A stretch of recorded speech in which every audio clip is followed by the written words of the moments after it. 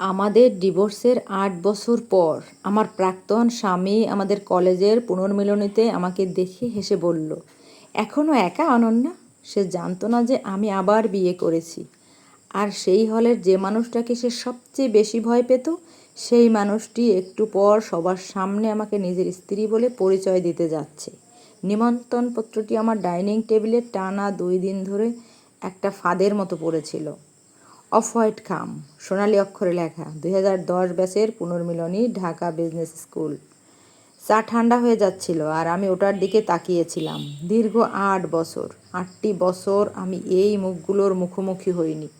8 বছর আগে আমি এক কাপড়ে একটা ভাঙা সংসার আর এক বুক ক্ষোভ নিয়ে রাফসান আহমেদের বাড়ি থেকে বের হয়ে এসেছিলাম। আর পেছনে ফেলে এসেছিলাম একদল মানুষের কানাঘুষা। মেয়েটা সংসার ধরে রাখতে পারল না, অথচ একসময় আমাদের ব্যাচের সবচেয়ে মেধাবী মেয়ে বলা হতো আমাকে। তারপর রাফসানের সাথে আমার বিয়ে হলো, আর রাতারাতি আমার পরিচয় হয়ে গেল স্বামী পরিত্যক্তা নারী। মানুষের ড্রয়িং রুমের মুখরোচক গল্প। 32 বছর বয়সে এসে আমি একটা জিনিস খুব ভালো করে বুঝেছি, ডিভোর্স শুধু একটা বিয়েই ভেঙে দেয় না, সমাজকে অধিকার দিয়ে দেয় আপনার নামটা নিয়ে যত্রতত্র চিবিয়ে খাওয়ার। রাফসান এই কাজটা খুব নিখুঁতভাবে করেছিল। সে সবাইকে বলেছিল আমি নাকি বড্ড অহংকারী, কেরিয়ার ছাড়া কিছু বুঝি না, ভীষণ কোল্ড এবং ঘরকন্নার কাজে অযোগ্য। সে কাউকে বলেনি যে কিভাবে আমার অল্প বেতনের চাকরিটা নিয়ে প্রতিনিয়ত খোঁটা দিত, বলেনি কিভাবে তার মা আমার আলমারি চেক করত যেন আমি চোর। সে এও বলেনি যে একদিন সে আমার MBBS সার্টিফিকেটটা মেঝেতে ছুঁড়ে ফেলে দিয়ে বলেছিল, ডিগ্রি দিয়ে তো আর ভালো বউ হওয়া যায় না। এরপর আমি আর কোনো রিইউনিয়নে যাইনি, একটাতেও না। কিন্তু এবার আমন্ত্রণপত্রের নিচে হাতে লেখা একটা লাইন ছিল, প্লিজ এসো অনন্যা, কিছু মানুষের দেখা দরকার ছিল, আজ কোথায় পৌঁছেছ। কোনো নাম সই ছিল না, শুধু এই একটা বাক্য।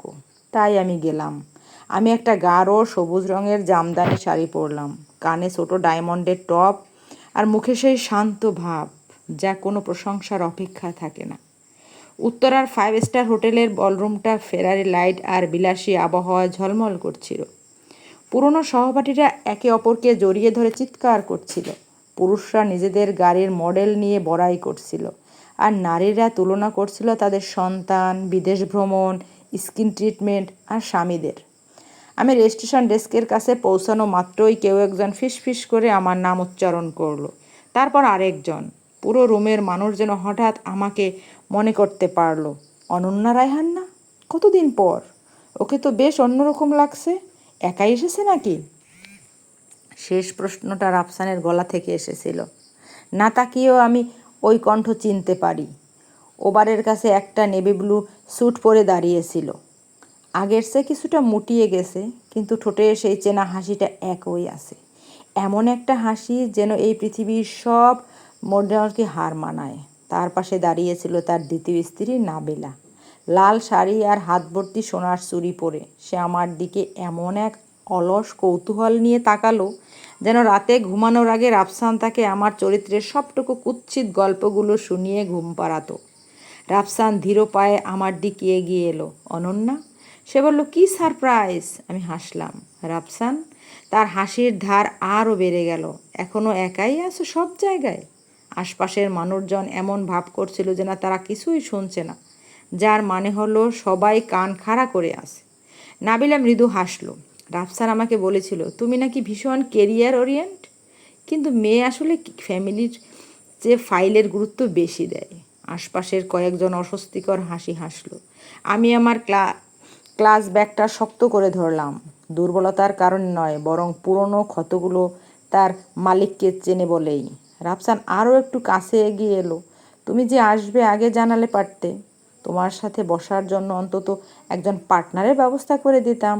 তোমার অনেক দয়া, আমি বললাম। সে হাসলো।